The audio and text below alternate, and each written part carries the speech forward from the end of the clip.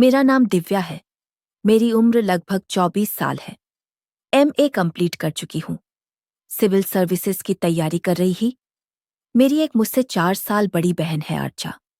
आजकल मैं अपनी बहन आर्चा के घर रह रही हूँ। वो 8 महीने की प्रेग्नेंट है और मैं उसकी मदद के लिए यहाँ आई हूँ। पर सच कहूँ तो हाल ही में मेरा बॉयफ्रेंड से ब्रेकअप हुआ था। मैं खुद भी कहीं ना कहीं टूटी हुई थी। कुछ महीने पहले मेरा एक बॉयफ्रेंड था, रोहन। हम लोग 6 साल से साथ थे। मैं उसको अपना सब कुछ मान चुकी थी। हमारे बीच शारीरिक संबंध भी थे, लेकिन एक दिन उसने कहा कि उसे कनाडा जाना है, बस कुछ महीनों के लिए। मैंने कहा, ठीक है जाओ, लेकिन जल्दी लौट आना। वो गया और फिर कभी वापस नहीं आया। पहले हफ्तों तक मैसेज आते रहे, कॉल्स होती रहीं, फिर सब धीरे धीरे बंद हो गया। एक दिन मैं समझ गई, उसने सिर्फ शहर नहीं, मुझे भी छोड़ दिया है। पर उसका जाना मेरे लिए भावनात्मक रूप से टूटना तो था ही, बल्कि शारीरिक रूप से टूटना भी था। 4 साल हमारे बीच सब कुछ चला था। मुझे अब सेक्स करने की आदत हो गई थी। कम उम्र में शुरू करने से अब बहुत बेचैनी होती थी। पर क्या किया जा सकता था? ये हर एक के साथ तो किया नहीं जा सकता। मन ही मन घुटती रहती थी, रोहन को कोसती रहती थी।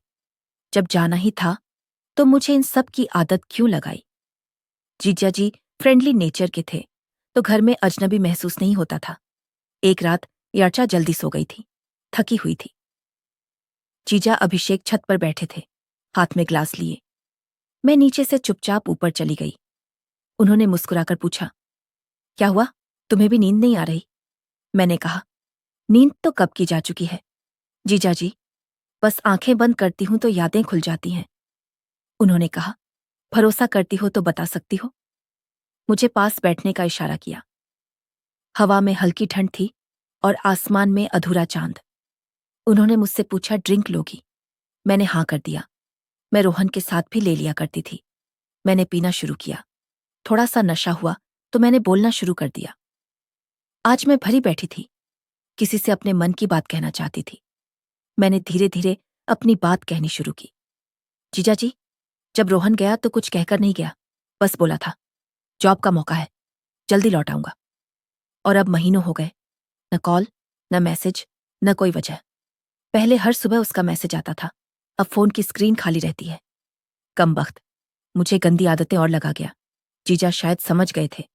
गंदी आदत, मैंने जिस अंदाज में बोला था कि मैं किन गंदी आदतों की बात कर रही हूं, उन्होंने मेरा एक बैग और बनाया। अब मुझे सुरूर होने लगा था। बोले, जो मन है मुझसे कह लो, अपने मन को हल्का कर लो। मैंने कहा, अब कहने को बचा ही क्या है? ये कहकर अपना बैग झटके से खत्म किया। उन्होंने फिर बना दिया।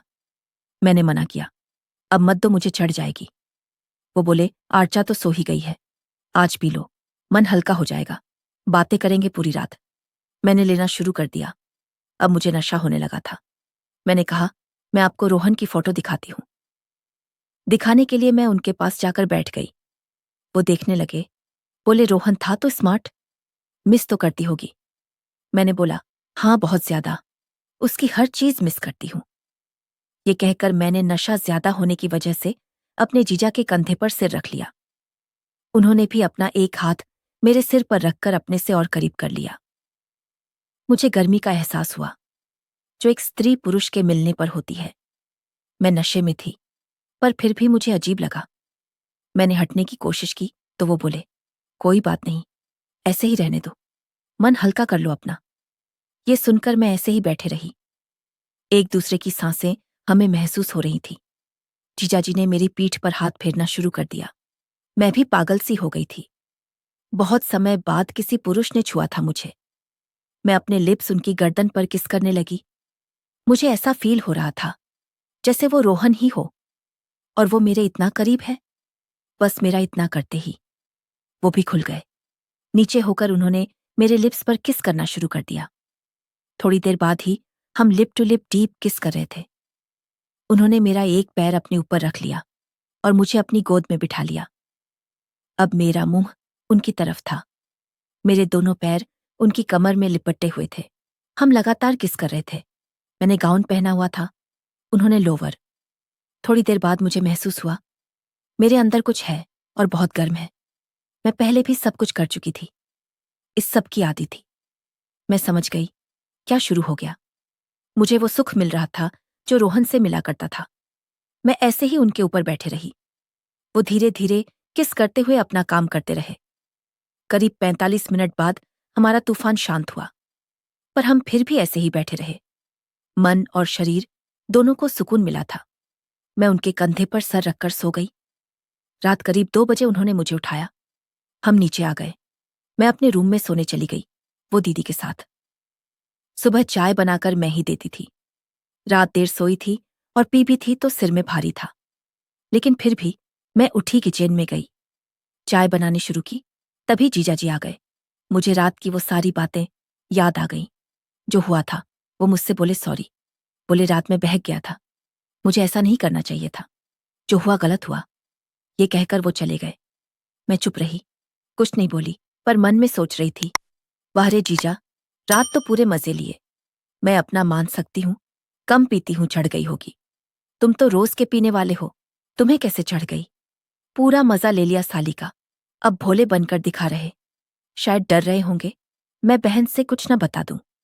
और दूसरी तरफ मेरा सोचना ये था, कितने दिनों बाद तो मजा आया। अब जीजा से सब हो तो गया ही है, तो मजा लो।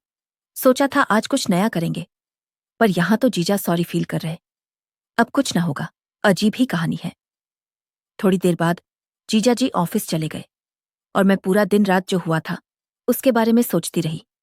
बड़ा मजा आ रहा था। सोचकर भी मैं उत्तेजना से भरी जा रही थी। नदियां बह रही थी मेरे पैरों के बीच से।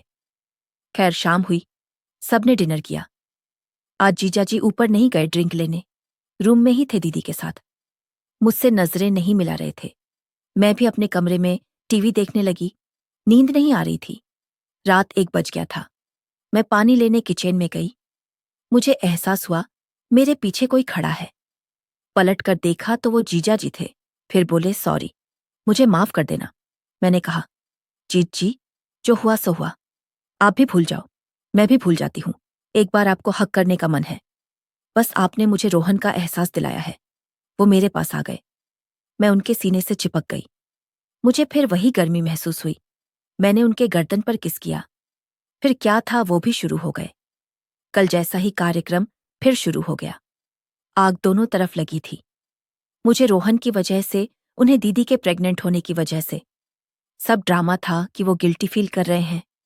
कल रात और आज में अंतर बस इतना था कि मैं आज किचन के स्लैब पर बैठी थी और वो मेरे पैरों के बीच में खड़े थे। कल मैं उनके ऊपर बैठी थी। सब कुछ करते हुए मैं उस शर्मिंदा जीजा की शक्ल देख रही थी। चरम सुख मिल रहा था उन्हें, और वो भी घर में ही, बिल्कुल सेफ। तूफान लगभग 30 मिनट चला, फिर दोनों शांत हो गए। जीजाजी फिर शर्मिंदा सा फील करके अपने रूम में जाने का ड्रामा करने लगे। फिर मैंने बोला, ऐसा है जीजाजी, जो होना था वो सब हो चुका। अब फालतू बातों में कुछ नहीं रखा। किसी को नहीं बता रही मैं। खड़े खड़े कब तक करेंगे। मेरे रूम में बेड है, दीदी को देखकर आ जाओ। मैं वेट कर रही हूं। मैं रूम में आ गई। 5 मिनट बाद ही शर्मिंदा जीजाजी आ गए, मजे लेने के लिए। हम फिर शुरू हो गए। सुबह 5 बजे तक हमारे बीच कई बार हुआ। फिर तो ये डेली का रूटीन बन गया। आज 3 महीने हो गए। मेरा घर जाने का मन नहीं करता। दीदी की सेवा के लिए आई थी। सेवा मैं जीजा की कर रही हूं और उनसे अपनी करवा रही हूं। फिर मैंने सोचा, आखिर यही जीवन है, जहां से जो सुख मिले उसे ले लो।